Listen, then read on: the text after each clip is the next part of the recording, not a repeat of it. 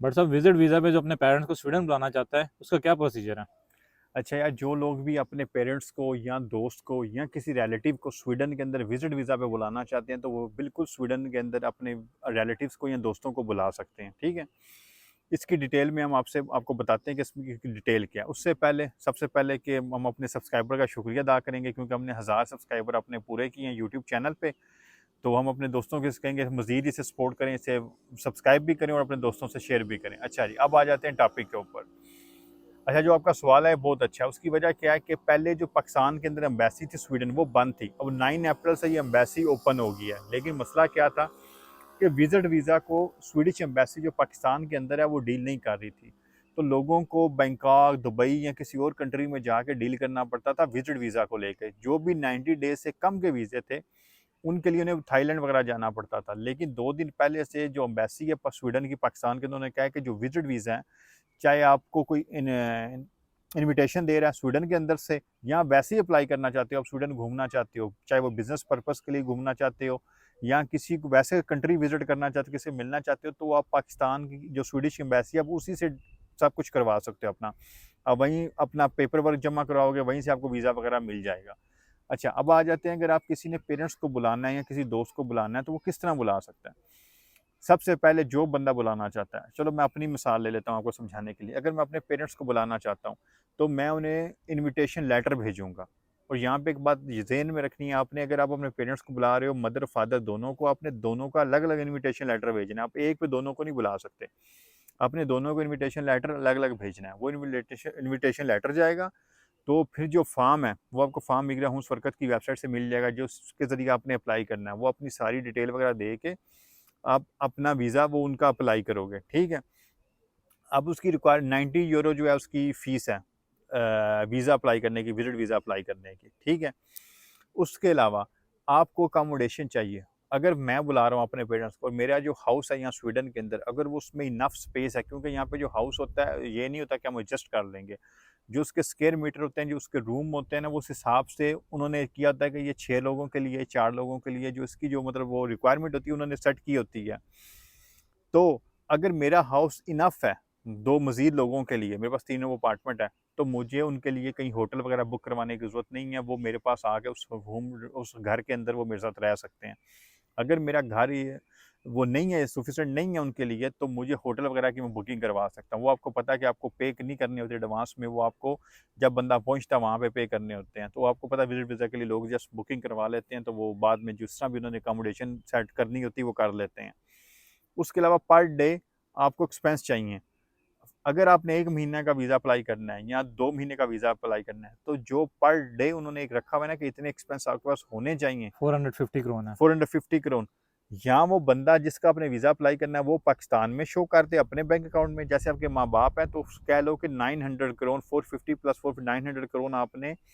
और अगर 60 के दिनों का है तो उसे मल्टीप्लाई 60 से करोगे, और जितने पैसे होते हैं या वो पाकिस्तानी अकाउंट में शो कर दो, या अगर मैं कहता हूँ जी मैं एक्सपेंस बियर करूँगा सारे, तो वो सारे पैसे मैं अपने अकाउंट में शो करूँगा कि ये इनके एक्सपेंस जो है ये मैं पे करूँगा, तो ये मेरी बैंक बैलेंस वगैरह आपने देना होता है कि मेरे पास ये पैसे हैं, ठीक है।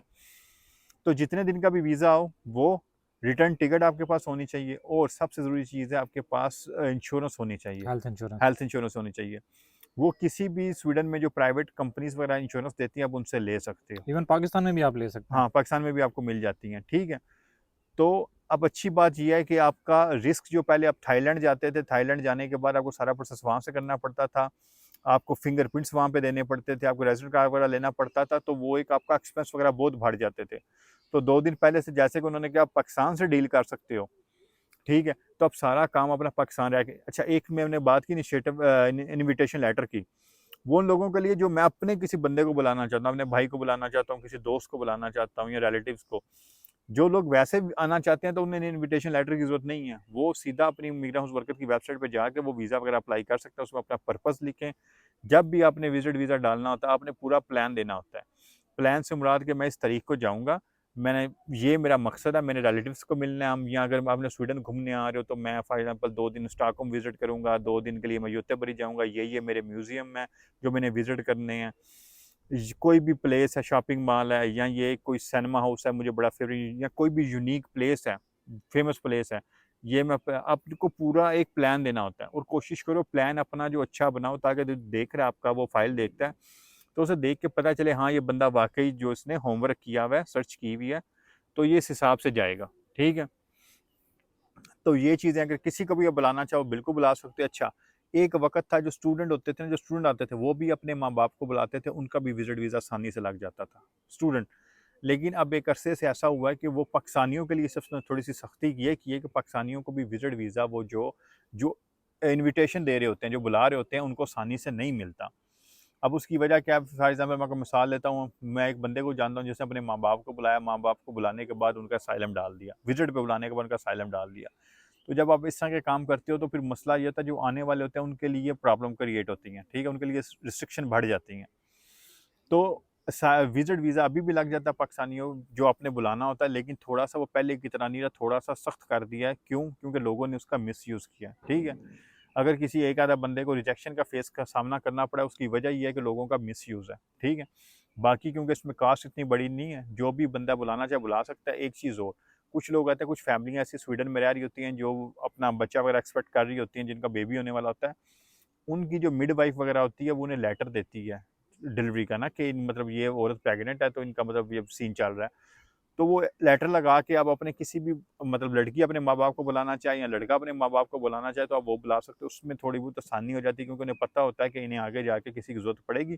अब वो अपनी वो डिलीवरी डेट वगैरह के हिसाब से अब उनका वीज़ा वगैरह डालो, तो आपको वीज़े के चांसेस ज़्यादा बढ़ जाते हैं। ठीक है, तो ये थी सारी इन्फॉर्मेशन कि जो है आप हम अपने किसी को भी दोस्तों को क्लियर करने के लिए ये बता दें कि आपने जो विजिट वीज़ा की एप्लीकेशन देनी है वो VFS ग्लोबल पाकिस्तान इस्लामाबाद में देनी है। इस्लामाबाद के में देनी है। ठीक है, हाँ वो पहले ये थी थाईलैंड में, अब वीएफएस ग्लोबल जो है पाकिस्तान इस्लामाबाद में आपने देनी है। ठीक है, ये थी सारी इन्फॉर्मेशन विजिट वीज़ा के बारे में, कि जो भी यहाँ पे रहता है अपने माँ बाप को किसी को भी बुलाना चाहता है तो स्वीडन बुला सकता है।